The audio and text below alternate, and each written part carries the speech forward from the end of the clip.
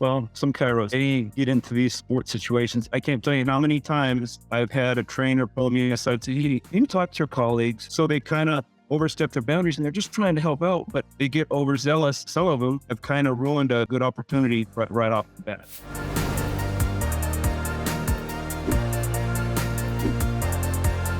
Hey, Smart Chiropractors. Welcome to today's Smart Chiropractor Show in our featured guest segment. My name is Dr. Jeff Langmaid. I'm here with my co-host, Dr. Jason Deitch. And today we have an opportunity to sit down with a gentleman that I have known for a little while, and he is a fantastic sports chiropractor out in Arizona, Dr. Monty Hessler. Monty, thank you for chatting with us today. You bet. My pleasure. I checked out your website. I see pictures of LeBron. I see pictures of Shaq. I see you got the Suns logo going on. I want to get to the heart of it right at the beginning here. How did you get your first break in the sports chiropractic world? My first break took about 14 years to happen, for starters. And it was a group of docs, a group of orthopedic docs that got the contract with the Suns. And of course, but the players requested a chiro. And since we had a good relationship, that's how I was invited in. That was 22 years ago. That's how I was invited into the Sun sports medicine staff. But the process of being asked was 14 years of networking, meeting trainers, meeting docs involved in the sports medicine world, volunteering time at different events. So you get to know people in that world. And so hopefully, as happened to me, you meet another, well, they used to be young men, meet another young person that's up and coming. You kind of grow up together and make some inroads together. And then it hopefully pays off. So that's kind of it in a nutshell. It's a super impressive story, Monty. I mean, I think it would be maybe not all, but many chiropractors' dreams to have Shaq tweet that on his days off, he's coming in to get checked by you. So, bravo for being what we think of as a Roger Bannister moment for others. Like, hey, if that's possible for him, that probably could be possible for me too. Would you go deeper into, I guess I'll call it the pros and cons of sort of going that direction? There's a lot of benefits to it, a lot of sacrifices to it. It's not all, fun and celebrity, hobnobbing on jets and so on. It's a lot of work. Right. And there's a cost to it in terms of your lifestyle, practice style, and so on. What do aspiring sports chiropractors who wish they could work with the pros, what should they know about the inside, basketball, I guess I'll say in this point, about what really goes on? There's a lot of things that brings up. I guess on the pro side, obviously it's a great benefit to your practice. I mean, it's a built-in PR system, but some of the more important things I think to know are that it's a sports medicine team. There's typically going to be a family practice doc, an orthopedic physician, and then multiple athletic trainers and PTs. And everybody seems to have their niche or has their area that's their expertise. So look, that sports medicine team, if they function as a team and they work together and know what their strong points are, like stay in their lane, so to speak, to just do the things they're supposed to do. I can't tell you how many times I've had a trainer pull me aside and say, hey, you can talk to your colleagues. We get a new chiropractor in here, and we want them to do their evaluation, do an exam, do their history, do their proper workup. But really, all we need is for you to adjust the athlete. We don't want you to cup them. We don't want you to dry needle them. We don't need you to tape them. So they kind of overstep their boundaries, and they're just trying to help out, but they get overzealous, and they kind of, some of them have kind of ruined a good opportunity right off the bat. So I mean, that's some of the pros, some of the cons. On the cons side, there is a big time commitment. And a lot of these, most sporting events and later in the evening, I just had this happen within the last couple of weeks. Have a game finishes up, a player wants to be treated. The player takes his time showering. Long story short, I left the arena pushing, it was 11:45, almost midnight, and I had to get up early the next day. So that's some of the, and family time and all those good things, and you do have to cut away from your practice time. So those are the pros and cons, the biggest ones that came into my mind. If you want to elaborate on that, feel free. Oh, that makes sense. And one of the things that you and I chatted about via email, Monty, was around the PGA Tour and golf. And While golf historically, I think people have looked at that and said, it's kind of an old man sport. Not the case today. That is a tremendous amount of stress and strain on the lumbar spine, on the thoracic spine, on the cervical spine. And you mentioned, taking care of, treating in and around the tour. What's been your experience in the golf world, and how does that care delivered? Is it tense on the course? Is it backstage? Is it that the individual golfers are going to the practice in between rounds? Lay out how the PGA Tour works with chiropractors. The tour has, and that's a great question. The tour has 4 mobile units. And you think, well, that's like this trailer thing, right? Well, by the time that thing is a double wide kind of a trailer kind of thing, it sounds kind of funky, but once that thing folds out, it's like an office on wheels. So there's 2 trailers that go to each event.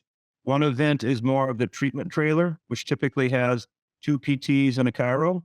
And the other trailer is a corrective exercise, more of an exercise trailer, so to speak. And that usually has an athletic trainer in it.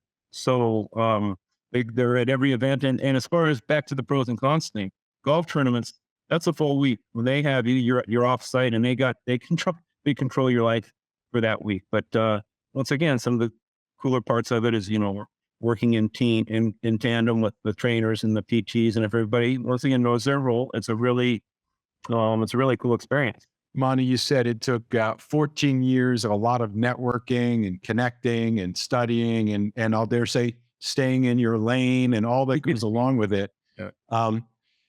I'm assuming that wasn't by accident, that it was something you very much wanted to sort of make happen, create, and build for yourself. What do you love most about what you do? Why did you put forth that effort? Is it worth the sacrifice? What is it that you love so much about it?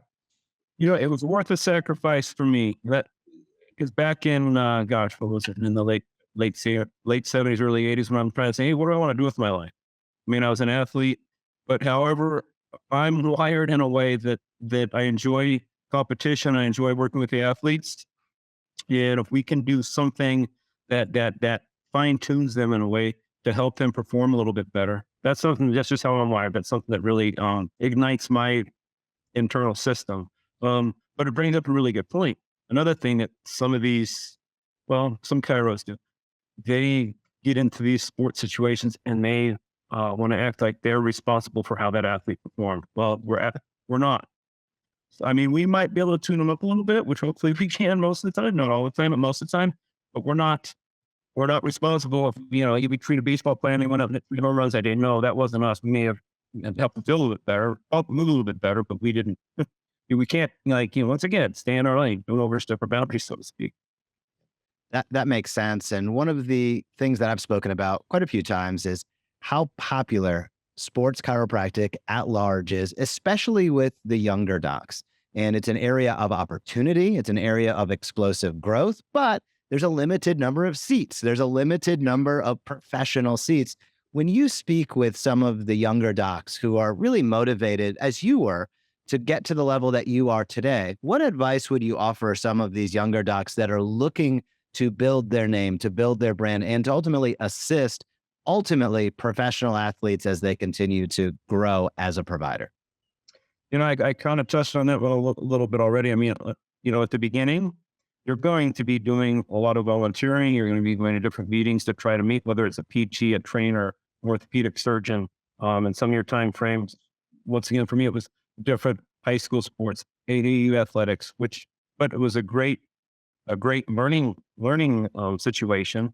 The other thing and I kind of touched on this a little bit already too, fine tune your adjusting skills. Once again, we're not brought in there to cup, to dry needle, to tape, whatever. We're there to adjust. And you might get this big break, and if for some reason your adjusting skills aren't up to par, well, you just kind of blew a nice opening possibly. So it's fine tuning those technique skills. As they say, when the coach says it's time to go in, you better be prepared to play your best. So that's a exactly. Monty, I'd be curious, how did the players respond to your care? Are most of them excited for you to be there? Are some of them, skeptical themselves? And also, Do most of them use it and sort of know it as a sort of proactive approach to playing at their best, or are they more waiting until they've broken down and have, a particular symptom that they go, okay, we've tried everything else, now it's your turn, doc? And so I'd be curious on all that. And do you have a favorite highlight moment of a particular player or a particular time or a particular event or experience that maybe, your adjustment did do a little extra something to help someone win or do something they wanted to do? Boy, that's a lot of stuff right there. I'm a very curious guy. For starters, the athletes are the reason the chiropractor is there. In other words, usually these sports medicine teams are put together by an orthopedic surgeon. I've gained some really good relationships with orthopedic surgeons out over the years, but if it's up to them, the chiropractor isn't the first person they're putting on their medical staff, on their staff. Most athletes these days have been exposed to chiropractic. So as I said, they want us there. And it's kind of funny, in all the sports, there's different types of athletes. Some athletes, and you kind of hit some of it. Some athletes, it's their routine, it's their warm up. They want to be tuned up every time they can. Some athletes only want to have, I got something tweaked, I got something going on. I don't really want to don't mess with me if stuff's working. But if stuff's broken, yeah, fix me. And then thank goodness this is a smaller sector. You come across a group of athletes. I want to be. I was just having this discussion with one of the team's massage therapists. Just yesterday. Some athletes don't want to be touched. If that's their case, that's the situation. You got to honor it. So it's kind of like I said, a couple of different groups there. As far as I don't know while this story will come over, but as far I'm not going to name names, but this is a very high end athlete that everybody recognized this name. I got two stories. I'll do them quick. One of them, so I'm in an open treatment room with coaches, actually general managers, all the trainers, all the other players. I'm adjusting this player. I go to adjust his lower back. He gets up, oh my goodness, what'd you do to me? And of course, I probably had, whatever. I did all kinds of stuff that I was freaking out. And he leans down to me. Of course, he leans down to me. He goes, hey, just go with it. I don't want to play tonight. I go with it. No, that's great. I made sure I explained it to the trainers and the coach. Hey, that wasn't me. But at the time that was happening, I was pretty uptight. There's another story where I see sometimes we'll treat players from other teams. In my work with the Suns, I ended up treating another superstar type person from another team, and he went off for over 50 points against us, and he tried to blame me for that. Was, yeah, you didn't do well. Oh, that's hilarious. They're good ones. That's great. Monty, it sounds like in many ways, what you've been able to do and do today, day in and day out, is a byproduct of the vision that you had years ago. If you were to look now, as you sit here today, for the next 5 years, for the next 10 years, what are you interested in? And you have a successful practice, you have associates, you take care of general public, you take care of high net worth, high end professional athletes. What are you looking forward to over the next 5 to 10 years? To be honest, stay in the best shape that I can so I can keep doing this stuff because I love it.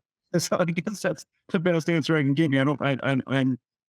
And I never take it for granted. I'm super blessed and super fortunate, and I just really enjoy the stuff I get to do. So as far as piling something on top of it, there's not really something out there, to be honest.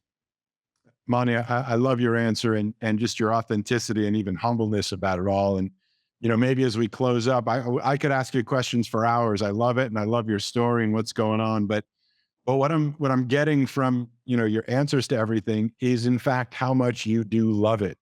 And I guess I wonder if you could sort of share with others who are watching who may think, if I follow this particular protocol, if I do this particular technique, if I'm mentored by this particular person, or sometimes all the mechanical stuff without taking into consideration really what you just said, which is your authentic love and passion for sports, for athletes, competition, for being in the action, sort of what role that plays for you and how you might be able to inspire others who want to sort of follow in your footsteps to make sure that they don't forget maybe even the most important part. I mean, for starters on that one, I think if our head's truly in the right place, I mean, if that's, we're, wired to wanting to work with athletes and trying to improve their performance. I think we should strive to try to go as high as we can, Division I, professional athletes, professional sports team, those kinds of things. But I think if your head and your heart is truly in the right place, let's say you're working with junior high athletes, high school athletes, if you are able to fine tune them and help them perform a little bit better, just once again, performance enhancement type stuff. We're not responsible for how they perform, but hopefully we can help them tune them. I call it a tune-up, help them tune up a little bit better. If your head and your heart's right in the right place, it doesn't matter. To me, it wouldn't matter if you made it to that highest level, because if you enjoy working with athletes, you're going to enjoy it at whatever level. Yep. If that's the best. That's the right. Well said. Monty, as we wrap up today, I'd love to just give you the opportunity to shout out who you're working with. I see the Suns logo there. I can see the Steve Nash jersey hanging behind you. What teams, what athletic populations are you working with today? Suns for 20. This is my 22nd season with the Suns. 20 seasons with San Francisco Giants. And people usually ask, wait a minute, you live in Phoenix. That is mostly spring training. When they come here to play the Diamondbacks, they also do their rehab here. So we see some of their athletes, but that's a spring training and when they were there in town. And then the PGA tournaments, which that's, thank goodness that's anywhere from about 6 to 9 tournaments a year. So that's not like I'm out on the road every month or whatever, but right.